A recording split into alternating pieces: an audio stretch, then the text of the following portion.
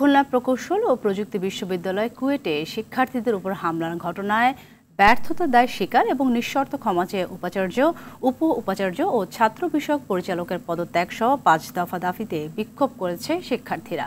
সকাল থেকে তারা ক্যাম্পাসে অবস্থান নিয়ে এই বিক্ষোভ করে। এর আগে মঙ্গলবার রাতে সংবাদ সম্মেলনে দাবি আদায়ে আলটিমেটাম দিয়ে বিশ্ববিদ্যালয়ের শিক্ষার্থীরা। এদিকে এই ঘটনায় ধারালো অস্ত্র হাতে অবস্থান নেওয়া যুবদল নেতা মাহবুবুর রহমানকে বহিষ্কার করা হয়েছে।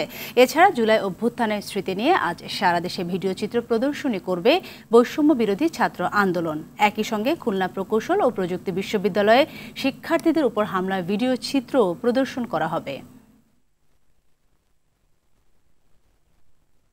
এরকম একটা ঘটনার পরে আসলে শিথিলভাবে দেখার কোনো সুযোগ নেই আমাদের পক্ষে। আমাদের এখানে আপনারা শুধু পুলিশ দেখছেন, বাট বিজিবি বা অন্যান্য যারা যৌথ বাহিনী যারা আছে, অন্যান্য বাহিনী আমাদের সহযোগী যারা, তারা আশেপাশেই আছে।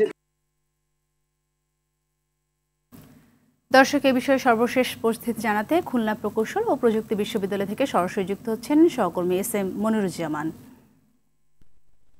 মনির, ক্যাম্পাসের বর্তমান অবস্থা কেমন দেখতে পাচ্ছেন, আর মামলা এবং গ্রেফতারের বিষয়ে সর্বশেষ কি তথ্য আছে আপনার কাছে?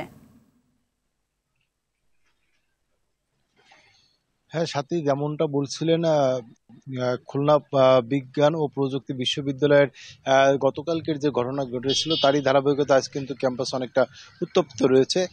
শিক্ষার্থীরা এই মুহূর্তে মেডিকেল সেন্টারের সামনে অবস্থান নিয়েছেন এবং শিক্ষক সমিতি সভাপতি, সাধারণ সম্পাদক সহ অনেকেই গিয়েছিলেন শিক্ষার্থীদের সঙ্গে কথা বলতে। তারা কিন্তু সকলে তাদের যে শিক্ষকরা যে প্রস্তাব দিয়েছিলেন সে প্রস্তাব প্রত্যাখ্যান করেছেন এবং এই মুহূর্তে কিন্তু সিন্ডিকেট সভা চলছে বলে আমি জানতে পেরেছি এবং শিক্ষার্থীদের যে একটা পর্যন্ত টাইম বেঁধে দেওয়া ছিল সেই সিন্ডিকেট সভার কারণে তারা কিন্তু এখন ওই মেডিকেল সেন্টারের সামনে অবস্থান নিয়ে বিক্ষোভ কর্মসূচি চালাচ্ছেন এবং তাদের যে দাবি রয়েছে সেই দাবি দাওয়া মেনে না হলে আমি জানতে পেরেছি যে কিছুক্ষণ পরে হয়তো তারা সিন্ডিকেট সভার পরে শ্রেণীকক্ষ সহ অন্যান্য কক্ষ তালাবদ্ধ করবেন, এমনটাই একটা আভাস পেয়েছি। তাছাড়া শিক্ষার্থীরা বিশ্ববিদ্যালয় ক্যাম্পাসে থাকলেও যে ছাত্রদল কিন্তু এই মুহূর্তে ক্যাম্পাসে অবস্থান করছে না। তারা কিন্তু খুলনা প্রেস ক্লাবে একটি সংবাদ সম্মেলন করেছেন, সেই সঙ্গে খুলনা শিববাড়ি মোড়ে অবস্থান নিয়েছিলেন বলে আমি জানতে পেরেছি। তবে এখন সকলের নজর কিন্তু রয়েছে